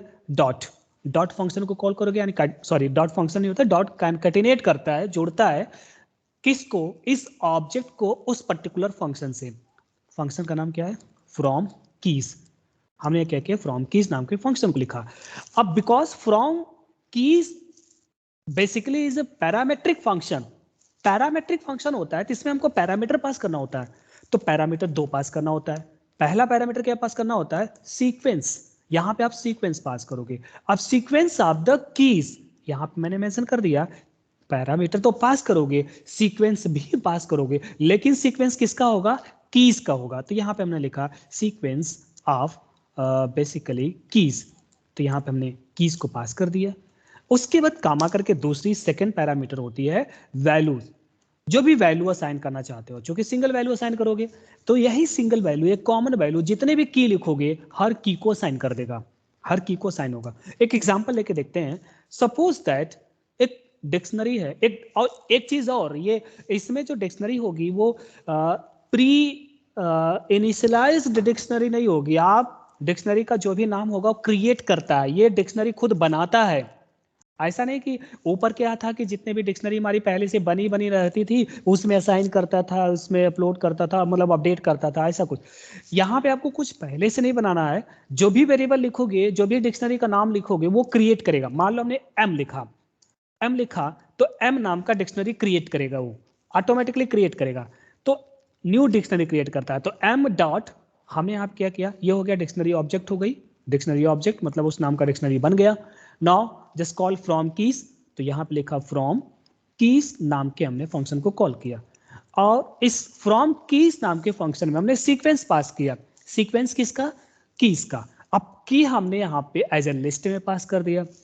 लिस्ट में क्या पास किया? वन। लिस्ट में एलिमेंट कामा के साथ सेपरेट की जाती है, 1, 2, ठीक है ना। तो हमने यहाँ पे 1, 2 कर दिया, फिर इसके बाद यहाँ पे 3, कामा यहाँ पे 4, फिर कामा यहाँ पे 5 कर लिया। मान लो यही बना दिया। ठीक, तो ये हमारी क्या हो गई? सीक्वेंस ऑफ द की हो गई। ये हमारी सीक्वेंस ऑफ की बन गई। ठीक, अब करना क्या है, इन सभी को जो वैल्यू असाइन करना चाहते हो, इन सभी को वैल्यू, सपोज दैट आप 100 असाइन करना चाहते हो तो यहाँ पे वैल्यू लिख दिया। ठीक, अब जब भी आप प्रिंट करोगे, अब चूंकि ये सारी वैल्यू जो भी स्टोर की गई हो, किस में स्टोर हुई? एम में स्टोर हुई है। अब आप इस डिक्शनरी को प्रिंट करोगे एम को, तो आपका एक डिक्शनरी क्रिएट होके आएगा जो कुछ इस तरह से रहेगा। जैसे आप प्रिंट करोगे तो ये आपकी आउटपुट आ जाएगी। यही चीज सेम एज इट इज आपकी यहाँ पे आउटपुट आएगी। हमने 5 दिया हुआ है तो पांचों को ये वैल्यू असाइन हो जाएगी। समझ में आया? अब इसको कमांड प्रॉम्प्ट पे रन करा के दिखाना चाहो तो रन करके दिखा सकते हो। ये चीज मैं यहाँ पे दिखा रहा हूँ। सपोज दैट हमने लिखा डी लिखा या एम लिखा, एम डॉट हमने यहाँ पे लिखा फ्रॉम कीज नाम के फंक्शन को कॉल किया, और इस कीज नाम के फंक्शन में मैंने 5 कीज को पास कर देते हैं, सीक्वेंस को। यहाँ पे 3 लिखा और ये 4 हो गई, फिर उसके बाद यहाँ पे 5 हो गई। अब इसको हमने यहाँ पे वैल्यू देना चाहते हैं तो वैल्यू हमने 100 कर दिया। अब चूंकि ये कुछ प्रिंट नहीं करेगा, कुछ रिटर्न नहीं करेगा, यहाँ पे क्या लिखा है, M is not defined, M define करना पड़ेगा। यहाँ पे तो इसने क्या किया था basically, from key is a method to create a new dictionary, ये डिक्शनरी क्रिएट करता है। किस नाम का डिक्शनरी मैंने बनाया है, ऊपर जरा सा देख लेते हैं। हमने एम नाम का बना के रखा हुआ था, तो एम नाम की डिक्शनरी को ये कह रहा है कि इज नॉट डिफाइंड, और जबकि यहाँ पे कुछ पहले से डिफाइन करने की जरूरत नहीं है। In Python sequence in Python containing the keys for the new dictionary create करेगा, ये सारी चीज़ है। अच्छा हाँ, एक चीज़ है, आपको कुछ इस तरह से थोड़ा सा चलाना पड़ेगा, डिक्शनरी का ऑब्जेक्ट इसमें स्टोर कराना पड़ेगा किसी न किसी वेरिएबल में इसको, ठीक। जैसे DICT है, डिक्शनरी हो गया। आपको ये जो भी ये कॉल करना पड़ेगा, एक यहाँ पे गड़बड़ हुआ थोड़ा सा। DICT जो भी होगी, ये DICT एक फंक्शन होती है, याद आ रहा होगा, DICT फंक्शन होती है। तो यहाँ पे इस फ्रॉम की को चलाने के लिए एक फंक्शन नहीं है, ये कमांड है, ये DICT कमांड होता है, ठीक है ना, कमांड के थ्रू ये चलेगा। यानी कहने का क्या मतलब है, जो यहाँ पे मैंने डिक्शनरी का नाम लिखा हुआ है, ये चीज़ है, ये एक्चुअल में DICT एक कमांड होती है, DICT फंक्शन भी होती है। जब हम ब्रैकेट लगाएंगे तो फंक्शन कहलाएगा। तो ये चीज़ हमारी एज ए कमांड की तरह चलता है। ये डिक्शनरी बनाएगा तो क्रिएट करेगा, तो इसको किसी न किसी वेरिएबल में स्टोर करना पड़ेगा। तो अब ये एम में स्टोर करेगा, ये एम में स्टोर होगा। यानी DICT डिक्शनरी को क्रिएट किया, क्रिएट करने के बाद इस पूरी वैल्यू को किस में स्टोर कर देगा, इस m नाम के वेरिएबल में। अब इसको m को प्रिंट कराओगे तब ये जाके वैल्यू को यहाँ पे ये प्रिंट करके दिखाएगा, ठीक है ना। तो इस तरह से हमारा चलता है। तो चले एक बार यहाँ पे भी कमांड पे फिर से रन करा के दिखाते हैं। तो यहाँ पे हमने क्या किया, इसको DICT लिखते हैं, जिस DICT कमांड हो गया जो डिक्शनरी को क्रिएट कर रहा है। फिर उसके बाद इसको हमने m नाम के वेरिएबल में स्टोर कर दिया। तो जैसे स्टोर किया तो ऑटोमेटिकली ये रिटर्न तो कुछ नहीं करेगा, मेमोरी में स्टोर हो गया, ठीक, ये रन कर गया। अब हमने m को प्रिंट कराते हैं, तो देखो डिक्शनरी बना के इसने प्रिंट करा दिया। क्लियर हुआ कैसे चल रहा है, ये आउटपुट आ गया। Yes, sir. एक चीज थोड़ा सा मॉडिफाई कर लीजिएगा यहाँ पे। Yes, sir. ये यहाँ पे डिक्शनरी ऑब्जेक्ट नहीं है, DICT फंक्शन ही है। फंक्शन बेसिकली ब्रैकेट लगाते तब होता है, तो DICT कमांड है इसे, ठीक है ना, इस तरह से यूज करेगा। ये चीज लिखा है DICT डॉट फ्रॉम कीज, ये पूरा इतना कॉल करेगा, DICT डॉट फ्रॉम कीज, ठीक, ये पूरी है फंक्शन। एक तरह से ये पूरी फंक्शन का नाम हो जाएगा। अब ध्यान से देखो, इसको DICT dot from keys function इसलिए कह रहे हैं क्योंकि इसके बाद ब्रैकेट लगा हुआ है। तो ये पूरा, तो ये डिक्शनरी क्रिएट करेगा, क्रिएट करने के बाद किसी न किसी वेरिएबल में स्टोर करेगा। तो वेरिएबल में स्टोर करा दीजिएगा, मान लो m नाम का वेरिएबल हमने बना कर रखा है, तो m नाम के वेरिएबल में स्टोर हो गया। जब m नाम के वेरिएबल में स्टोर हो जाएगा, फिर अब उसको प्रिंट कराओगे तो ये जाके वैल्यू को प्रिंट करेगा, ठीक। तो देख रहे हो कि सभी जितने भी हमने यहाँ पे कीज लिखे थे, सभी कीज को इसने यहाँ पे वैल्यू असाइन कर दिया, सेम कॉमन वैल्यू को असाइन कर दिया। एक चीज और, क्या ये टपल में भी होता है? देखो यहाँ पे लिखा हुआ है, देखा यहाँ पे एक एक करके सभी सीक्वेंस को वैल्यू को असाइन किया हुआ है। तो ये जो सीक्वेंस पास कर रहे हैं, क्या लिस्ट में होता है, टपल में भी होता है? तो देखो यहाँ पे एक देख लिया जाता है, टपल में भी वर्क करता है, टपल में भी वर्क करता है। तो आप चाहे टपल दो चाहे लिस्ट दो, दोनों में वैल्यू असाइन कर देता है। एक चीज और है, यहाँ पे इसी के फंक्शन में कुछ और भी अपडेशन है, थोड़ा सा देख लेते हैं हम लोग। अगर हम इसमें चलाना चाहते हो, मान लो सपोज दैट ये जितने भी वैल्यू आपने लिखा हुआ है, ये बेसिकली इसको मैं कॉपी कर लेता हूँ, ठीक, ये चीज हमने कॉपी किया, यहाँ नीचे रन कराते हैं, ठीक। जहां पे मैंने टपल लिस्ट लिखा हुआ, इसको मैंने टपल बना दिया, ये टपल बना देते हैं। तो जब टपल बना दोगे तो कोई दिक्कत नहीं, सेम प्रोसेस, चूंकि सीक्वेंस होनी चाहिए तो ये उसी सीक्वेंस में सभी वैल्यू को असाइन कर देगा। क्लियर है? सभी को सेम वैल्यू, चाहे वो टपल में लिखा जाए सीक्वेंस, चाहे वो लिस्ट में लिखा जाए, सबको सेम वैल्यू असाइन कर देगा। इसी में एक चीज और है, इंपॉर्टेंट है, उसको ध्यान रखिएगा। अगर आपका लिखा हुआ है सपोज दैट वही सेम है, तो हमने यहाँ पे क्या कर दिया, m इक्वल टू कर दिया, चूंकि किसी न किसी वेरिएबल में स्टोर करना पड़ेगा, तो यहाँ पे लिखा dict dot from keys, from यहाँ पे हमने कीज कर दिया, और फ्रॉम कीज के अंदर हमने कोई सीक्वेंस पास कर दिया। सीक्वेंस सपोज दैट यही सीक्वेंस हमने पास करते हैं, मान लो 1, 2, 3, 4 कर लिया, और हमने इसको कोई वैल्यू असाइन नहीं किया है, सिर्फ हमने सीक्वेंस पास किया हुआ है। चूंकि जो फ्रॉम कीज होती है वो 2 पैरामीटर की होती है, 2 पैरामीटर होती है। पहला हमारा सीक्वेंस पास करना होता है, दूसरी उसकी वैल्यू पास करनी होती है। तो हमने यहाँ पे क्या किया, सिर्फ और सिर्फ सीक्वेंस पास किया, वैल्यू पास नहीं करके रखा हुआ है। तो ऐसी सिचुएशन में करता क्या है, ऐसी सिचुएशन में करता क्या है कि जब भी आप इसको प्रिंट कराओगे, एम को प्रिंट कराओगे, तो इस कंडीशन पे ये डिक्शनरी तो बनाएगा, डिक्शनरी बनाएगा एम नाम का, लेकिन सबको वो कुछ वैल्यू असाइन नहीं करेगा, एम्प्टी रखेगा। एम्प्टी मतलब वहां पे नन असाइन कर देगा। सबको क्या करेगा, जहां पे वैल्यू होनी चाहिए वहां पे क्या आएगा, एक नन जो होती है स्पेशल टाइप की जो डाटा टाइप होती है, नन मतलब कुछ नहीं, ब्लैंक। तो ये क्या करेगा, जितने भी की आपने असाइन करके रखा हुआ है, हर की को वो नन असाइन कर देगा जब आप फ्रॉम की में वैल्यू की जगह कुछ भी नहीं पास करते हो। बात समझ में आ रही है ना, कि अगर आपने क्या किया, फ्रॉम की में वैल्यू की जगह कुछ भी नहीं पास करते हो, तो वो क्या करता है, सभी की को नन असाइन कर देता है। समझ में आया ये वाली कमांड, क्लियर हुआ? Yes sir. जैसा कि आप यहाँ स्क्रीन पे भी देख रहे हो कि ये DICT है, फ्रॉम कीज है, फ्रॉम कीज लिखा है। फ्रॉम की में हमने क्या किया है, सबको 3, 4, 5 लिखा हुआ है। 3, 4, 5 यानी पहले हमने सिर्फ की लिखा हुआ है, बट हमने वैल्यू नहीं लिखा हुआ है। तो जब अगर वैल्यू नहीं असाइन करते हो, तो करता क्या है कि लास्ट में सबको अपने हिसाब से वो सबको नन असाइन कर देता है, सबको वो नन असाइन कर देगा यानी कोई वैल्यू उसको असाइन नहीं की गई है। एक और है, एक और भी है, इस तरह से भी है, इसका भी कंसेप्ट है, इसको भी देख लिया जाता है कि अगर इस तरह से वैल्यू असाइन करते हो, नन वाला रन करा के दिखाएं तो क्लियर है, ऐसे ही कमांड प्रॉम्प्ट पे रन तो नहीं कराना है, कि समझ में आ गया? सर क्लियर है। ओके। एक चीज और है, इसमें अगर आप इस तरह से वैल्यू असाइन करते हो कि जैसे इस तरह से कमांड लिखे जाते हैं, तो इसकी क्या आउटपुट आएगी। मान लो हमने क्या किया, यहाँ पे कॉपी पेस्ट किया, ये हमने यहाँ पे डिक्शनरी ले लेते हैं, इसी फंक्शन को लेते हैं। मान लो हमने फंक्शन ले लिया है, ये चीज़ है, Ctrl+C किया, और ये चीज़ Ctrl+V कर दिया। एक चीज़ और, यहाँ पे मैंने जहाँ टपल लिखा है वहाँ पे मैंने की कर दिया, ये मैंने टपल लिखा है वहाँ पे मैंने क्या कर दिया, टपल की जगह लिस्ट कर दिया है, ये चीज़ हो गया। अब हम यहाँ पे वैल्यू देना चाहते हैं, तो वैल्यू देने के लिए सपोज दैट यहाँ पे हमने इस तरह से लिख दिया है 1, ठीक। फिर हमने यहाँ पे क्या कर दिया, नेक्स्ट वैल्यू दे रहे हैं, उसके बाद हमने यहाँ पे नेक्स्ट वैल्यू दिया, ये काम अंदर हो गया, इसको बाहर हटाओ। नेक्स्ट वैल्यू हमने दिया यहाँ पे 2 हो गया, ठीक।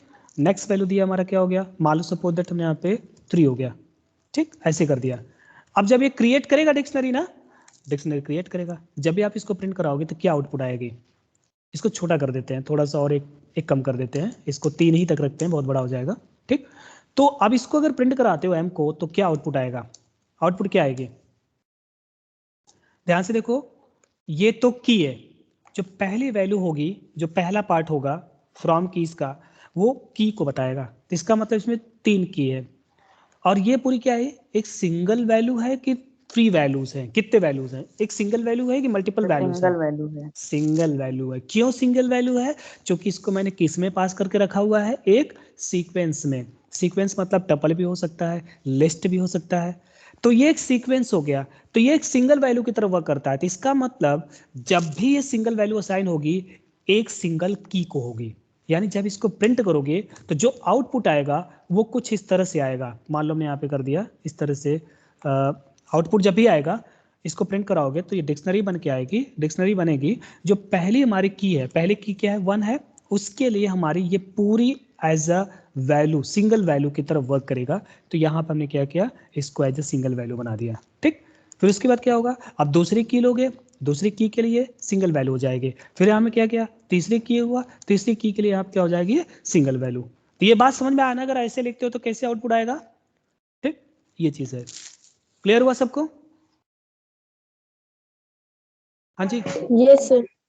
ये देखो यहाँ जैसे आउटपुट एग्जांपल दे रखा हुआ है, जैसे 3, 4, 5 लिखा हुआ था। 3, 4, 5 बेसिकली ये पहली वैल्यू थी फ्रॉम कीज में, तो ये एज अ फर्स्ट पैरामीटर था, तो एज अ की बन गया, तो ये की बन गई है। कामा के बाद जो भी लिखा हुआ है ये एक वैल्यू बन गई है। अब वैल्यू क्या है, ये पूरी एक सीक्वेंस में लिखी हुई है, तो सीक्वेंस में लिखी है तो इसका मतलब ये सिंगल वैल्यू हो गया। तो ये एज ए सिंगल वैल्यू की तरह वर्क करेगा। जितने भी की आपने डिफाइन करके रखा हुआ है, हर की को ये सिंगल वैल्यू असाइन कर देगा, डिक्शनरी बन जाएगी। एक इंपॉर्टेंट है, यहाँ पे एरर देता है, ध्यान रखिएगा। एरर क्या आता है कि अगर आपको पता है कि अगर इस तरह से लिखते हो तो ये है क्या, ये क्या लिखा है। अगर आपने नॉर्मली लिखते हो 3 लिखते हो किसी भी फ्रॉम की में, अगर नॉर्मली कोई इंटीजर वैल्यू लिखते हो तो वो होता क्या है, इंटीजर वैल्यू होती है, वो इंटीजर वैल्यू हो गई। ठीक। अब अगर हमने क्या किया, उसको कामा करके लिख दिया इंटीजर को, यानी टपल बना दिया, तो भी हमारा क्या हुआ, एज इंटीजर यहाँ पे ट्रीट करेगा। अगर इस तरह से आप लिखते हो, सिंगल वैल्यू को लिखते हो, सिंगल वैल्यू की बात कर रहा है, सिंगल वैल्यू की बात कर रहा है। सिंगल वैल्यू अगर इस तरह से लिखोगे फ्रॉम की में, अगर उसको की को डिफाइन करने के लिए, तो दोनों केस में एरर आएगा, दोनों केस में एरर आएगा। दोनों केस में वो एज अ टाइप उसकी इंटीजर ही समझेगा। समझ में आ रहा है ना मैं कहना क्या चाहता हूं, कि जब भी आप इस तरह से की बनाना चाहते हो, इस तरह से की बनाना चाहते हो, लेकिन फ्रॉम की जब भी यूज करोगे वो मल्टीपल की को सेम वैल्यू असाइन करने के लिए यूज किया जाता है, याद रखिएगा।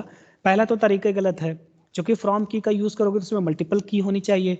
अब यहाँ पे मल्टीपल की तो आप दिखा नहीं रहे हो, आप यहाँ पे सिंगल की दिखाना चाहते हो।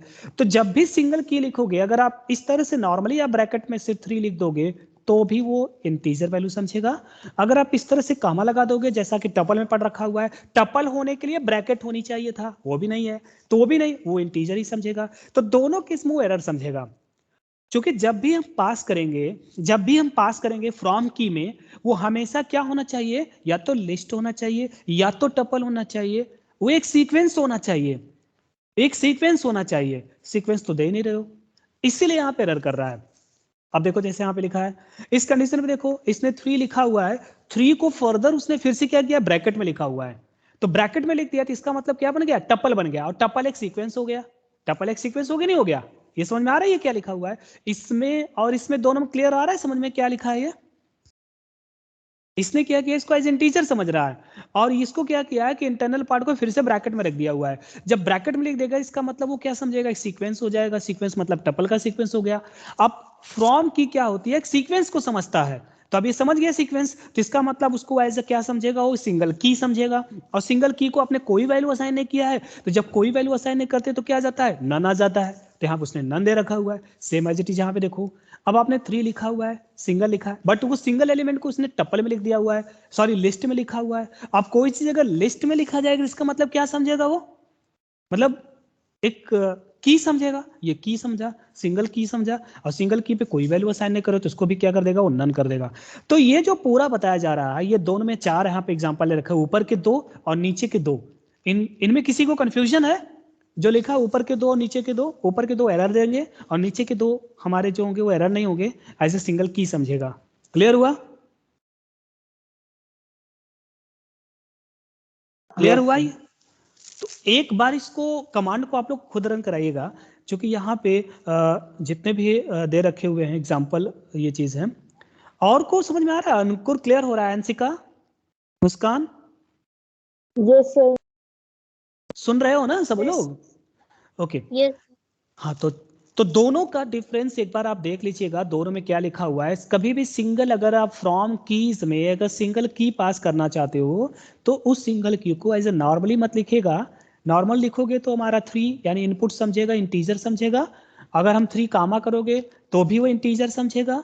आपको करना क्या है कि उसको जब भी लिखना है, उसको एक सीक्वेंस में लिखना है। तो सीक्वेंस तभी बनेगा, या तो आप उसको टपल में लिख दो, और या तो उसको क्या करो, लिस्ट में लिख दो। लिस्ट में लिखोगे तो सिंगल समझेगा, सिंगल की समझ लेगा वो। और टपल में सिंगल एलिमेंट को समझाना होता है तो कामा लगाना पड़ता है, तो कामा लगा दिया। और इन सभी को, दोनों को कोई वैल्यू पास नहीं किया, वैल्यू नहीं दिया हुआ है, तो उस कंडीशन पे वैल्यूज के नन यहाँ पे असाइन कर रहा है। एक छोटा सा प्रोग्राम है, प्रोग्राम कह क्या रहा है वो समझ लो जरा सा। प्रोग्राम क्या कर रहा है कि your school has decided to deposit scholarship amount of 2500, ठीक, टू सम सेलेक्टेड स्टूडेंट। कुछ सेलेक्टेड स्टूडेंट को खाली इतना कलेक्ट करना है, डिपॉजिट करना है। यू मतलब सॉरी डिसाइड किया है डिपॉजिट स्कॉलरशिप अमाउंट कितना 2500, यानी 25 जो 100 है 2500 है वो बेसिकली सभी के लिए नहीं है, वो पर्टिकुलर कुछ ही सिलेक्टेड स्टूडेंट के लिए उसने डिसाइड किया हुआ है, डिपॉजिट कराना चाहता है ये स्कॉलरशिप। सेम अमाउंट है, अमाउंट डिफरेंट नहीं हो रही है। तो write a program to input the selected student roll number. आपको करना क्या है कि जिन बच्चों को अलॉट करना है, जिन बच्चों को देना है या जिन बच्चों के लिए डिपॉजिट कराना है उनका रोल नंबर इनपुट कराओ। जिन बच्चों को अलॉट करना है या के लिए डिपॉजिट कराना है उनका रोल नंबर इनपुट करो, और उनका रोल नंबर रीड करने के बाद आप करो क्या, बेसिकली सेम अमाउंट को असाइन कर दो। तो सेम अमाउंट असाइन करने के लिए तो एक सिंपल हमने पढ़ रखा हुआ है। क्या पढ़ रखा हुआ है? सिंपल सा फ्रॉम कीज, फ्रॉम की, क्योंकि फ्रॉम की अगर यूज करोगे तो आपको बार बार सेम अमाउंट को एंटर नहीं करना पड़ेगा। सेम अमाउंट को आपको अगर यूज करना है तो फ्रॉम की के थ्रू बस आप खाली क्या करो, उनका रोल नंबर रीड कर लो। रोल नंबर रीड करने के बाद उन सभी रोल नंबर को फ्रॉम की में पास करा दो। फ्रॉम की में जैसे ही पास कराओगे तो वो सारी वैल्यू एक साथ उनको असाइन हो जाएगी। समझ में आ रहा है ना ये जो कह रखा है? आपसे कहा है, एक करके दिखाते हैं। देखो करना क्या है, एक छोटा सा प्रोग्राम लिखते हैं। इसी प्रोग्राम को मैं समझाने की कोशिश करता हूं। आपसे कहा है कि स्कॉलरशिप कुछ स्टूडेंट के लिए डिपॉजिट कराना है, सभी के लिए नहीं कराना है, अमाउंट उसका सेम है।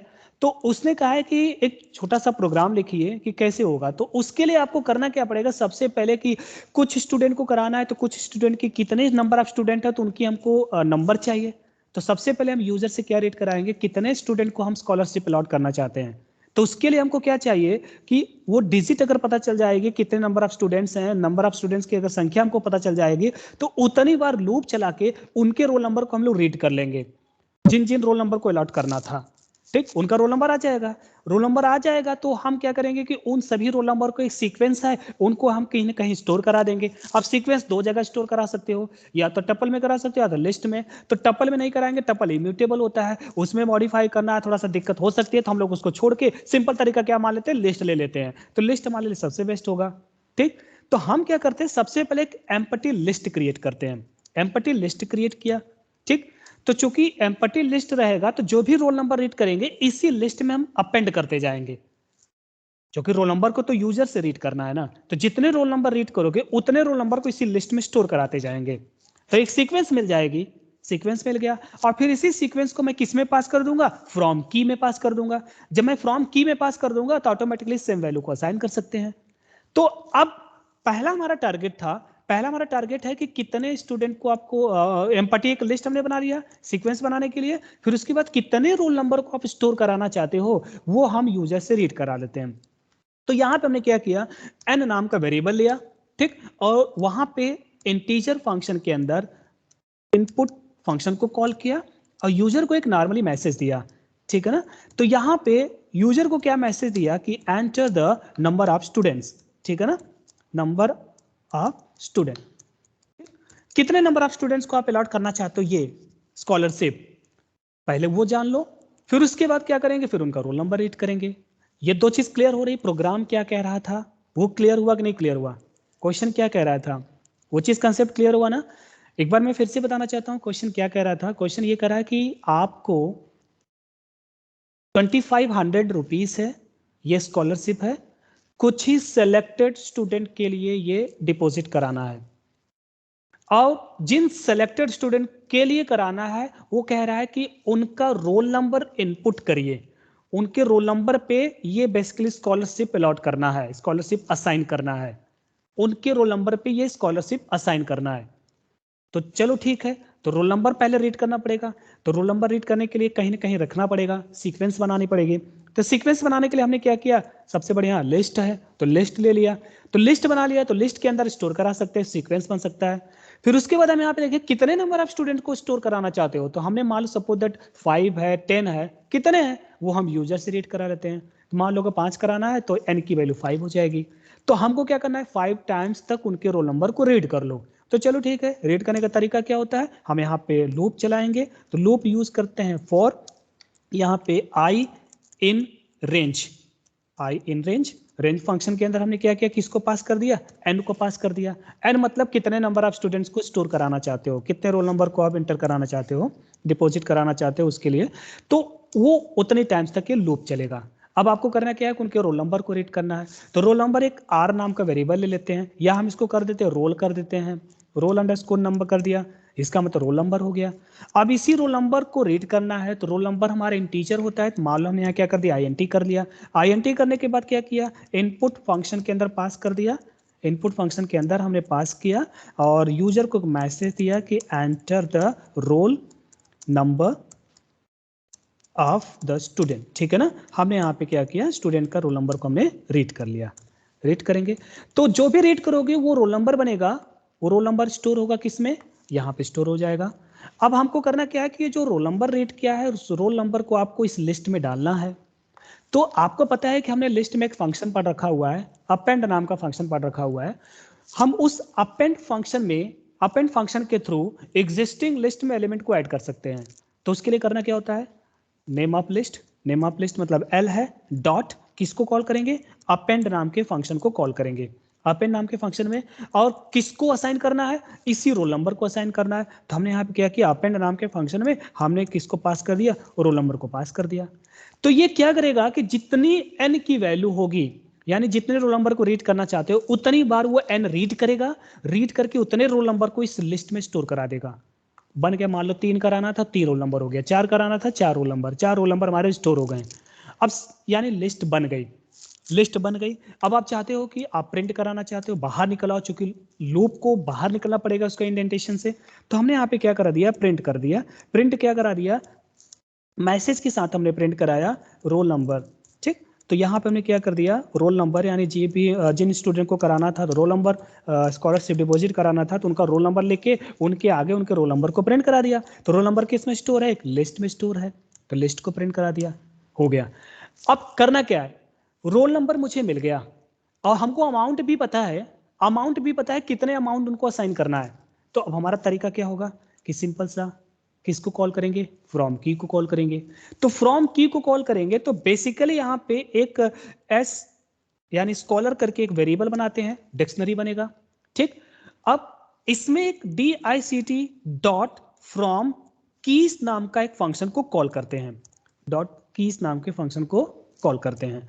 अब उसके अंदर किसको पास कर देते हैं, 2 चीज पास करना है। 2 चीज क्या पास करना है, पहला सीक्वेंस पास करना है, सीक्वेंस मतलब रोल नंबर का सीक्वेंस। तो रोल नंबर का सीक्वेंस किस में है, लिस्ट में है। तो हमने यहाँ पे क्या लिख दिया, L लिखा, फिर कामा कर दिया, कामा हो गया।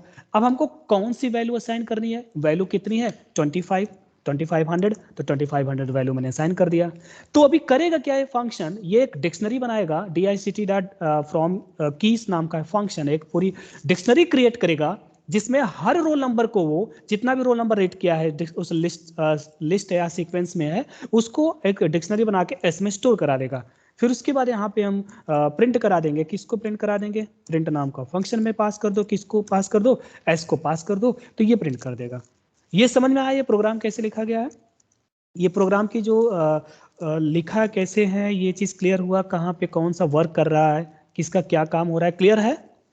पहली लाइन किसको बता रहा है, पहली लाइन किसको बता रहा है, ये एम्प्टी, यहाँ पे एम्प्टी लिस्ट क्रिएट किया हुआ है, एम्प्टी लिस्ट को बता रहा है। और दूसरी लाइन किसको बता रहा है, कमेंट में करके यहाँ पे दिखा देता हूँ, नंबर ऑफ स्टूडेंट को बता रहा है, कितने नंबर ऑफ स्टूडेंट हमारे होने चाहिए ये उसको बता रहा है। ठीक है ना, नंबर ऑफ स्टूडेंट्स को बता रहा है।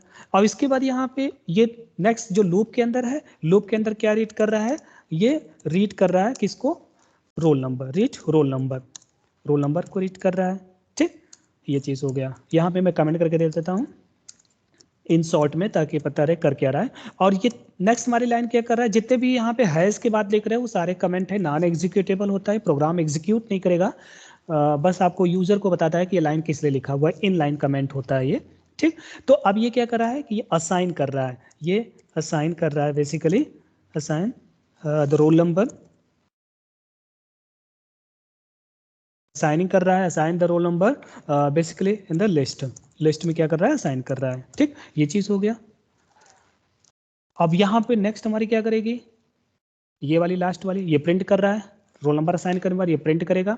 और ये वाली क्या करेगी, डिक्शनरी क्रिएट करेगी, लास्ट वाले। ठीक है ना, क्रिएटिंग डिक्शनरी, दिया सिटी डिक्शनरी क्रिएट कर रहा है। अब इसको सेव करके रन कराते हैं तो देखते हैं क्या आउटपुट आता है। कंपाइल कर रहा है, थोड़ा टाइम। ये आ गया, ये आ गया। आपसे कह रहा है, पूछ रहा है, क्या पूछ रहा है कि enter the number of students, कितने नंबर ऑफ स्टूडेंट्स को ऐड करना चाहते हो। मान लो suppose the number of student हम 5 करना चाहते हैं, तो हमने 5 इनपुट कर दिया। अब कह रहा है कि enter the roll number of the student, enter the roll number of the student, student का रोल नंबर इनपुट करो। तो रोल नंबर सपोज दैट हमें किसी बच्चे का 1005 है या 1001 कर दिया। 5 स्टूडेंट का इसी तरह डालते हैं तो 101। अब 5 स्टूडेंट का रोल नंबर इनपुट कराएगा। दूसरा क्या है 100, हमने यहाँ पे मान लो 5 को दे रहे हैं। तीसरा हम करना चाहते हैं कि 2001 को करना चाहते हैं। चौथा हम करना चाहते हैं कि 3006 को करना चाहते हैं। पांचवा हम करना चाहते हैं सपोज 4007 को करना चाहते हैं। ये 5 स्टूडेंट हमारे हो गए, हो गया। क्लियर हो गया। इसने क्या किया, पहला लिस्ट क्रिएट किया है, ये लिस्ट तो क्रिएट किया, ये लिस्ट बना, चूंकि लिस्ट हमने यहाँ प्रिंट कराया था। लेकिन यहाँ पे इसने क्या किया है, एस को नहीं प्रिंट किया। एरर है, क्यों एरर है, क्योंकि यहाँ पे स्मॉल एस लिखा हुआ है, प्रिंट करा रहे हैं, जबकि स्टोर किस में कर रहा है, अपर केस में कर रहा है। तो इसका मतलब फिर से आपको यहाँ पे अपर केस करके इसको रन कराना पड़ेगा। चलो ठीक है, फिर से करते हैं, रन कराते हैं। एंटर नंबर ऑफ स्टूडेंट 3 ही करते हैं, छोटा करते हैं, ठीक। ये आ गया और फिर से एंटर हिट किया। ये प्रिंट एस क्रिएटिंग डिक्शनरी, कुछ सिंटैक्स एरर तो नहीं है।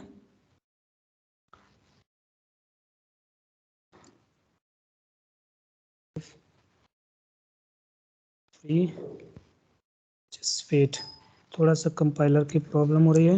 ये 3 हो गए, 1001 एंटर किया, 2003 एंटर किया, 3004, ये बन गया। दिख रहा है आउटपुट, लास्ट की आउटपुट है। कितने स्टूडेंट को ऐड करना था, 3 स्टूडेंट को ऐड करना था। 3 स्टूडेंट के रोल नंबर को मैंने अलॉट कर दिया, 101, 1001, 2003, 3004। फिर सबका जो रोल नंबर का सीक्वेंस है वो मैंने यहाँ पे प्रिंट कराया था। यहाँ पे स्क्रीन पे देखिए रोल नंबर, तो मैंने सबका रोल नंबर के सीक्वेंस को प्रिंट करा दिया। और सभी रोल नंबर को मैंने क्या किया है, 2500 मैंने अलॉट कर दिया हुआ है। समझ में आया प्रोग्राम रन हुआ जो, ड्राई रन करके दिखाएं। Yes sir. इसको ड्राई रन करके दिखाना है कि क्लियर है, से नॉर्मली क्लियर ही होना चाहिए, क्लियर। बहुत ही ज़्यादा दिक्कत तो है नहीं इसमें। वही चीज़ यहाँ पे प्रोग्राम लिखा था, तो इसको आप लोग एक बार रन करा के खुद से देखिएगा ये सारा चीज़। और भी यहाँ पे फंक्शन है, बहुत ज़्यादा फंक्शन है इसमें बहुत ज़्यादा फंक्शन है। एक्सटेंड, अपडेट डिक्शनरी, यानी आप किसी डिक्शनरी को अपडेट करना चाहते हो, तो अपडेट करना मतलब उसकी वैल्यू को चेंज करना चाहते हो। तो नॉर्मल भी आपने पढ़ रखा हुआ है। नॉर्मल करना मतलब क्या होता है कि उस की का नाम लिखो डिक्शनरी के साथ, इक्वल टू वैल्यू दे दो, वैल्यू हमारी अपडेट हो जाती है। लेकिन यहाँ पे एक सेट डिफॉल्ट या अपडेट करके कोई फंक्शन लिखा हुआ है, तो ये इसके भी थ्रू हम वैल्यू को असाइन कर सकते हैं, वैल्यू को हम यहाँ पे दे सकते हैं, ठीक। कभी कभी क्या होता है कि अभी बेसिकली हम यहाँ पे कभी कभी किसी की के लिए हम डिफॉल्ट वैल्यू सेट करना चाहते हैं, ऑटोमेटिकली वैल्यू सेट हो जाए, जैसा कि एग्जांपल यहाँ पे लिखा हुआ है। अब ये फंक्शन अभी कितना बचा है, बहुत ज़्यादा है। चलिए ठीक है, इसको हम लोग नेक्स्ट डे देखते हैं, क्योंकि बहुत ज़्यादा हो गया है। एक बार आप लोग रन कराइएगा, ठीक, रन जरूर करा लीजिएगा सारे जितने कमांड हैं, नहीं तो प्रॉब्लम करेगी, भूल जाएंगे कि कैसे वर्क करता है, कैसे सारी चीज़ है। अभी भी ये फंक्शन इतने हैं, इतने फंक्शन हैं, इसको देख के भी मन भर गया है। तो एक बार प्लीज़ आप लोग खुद थोड़ा सा रन कराइएगा, ताकि ये जल्दी से जल्दी ख़त्म होने की कोशिश करें। बहुत ज़्यादा फंक्शन है, तो ख़त्म तो होगा नहीं, क्या मतलब फालतू ले जाएंगे ज़्यादा। तो आज की क्लास हम लोग यहीं तक रखते हैं, नेक्स्ट टाइम हम लोग यहाँ पे मिलेंगे, ठीक है। So thank you class and have a nice day. Thank you sir. Okay, welcome welcome. Thank you, sir. Thank you, sir. Welcome welcome Thank you, sir. Welcome.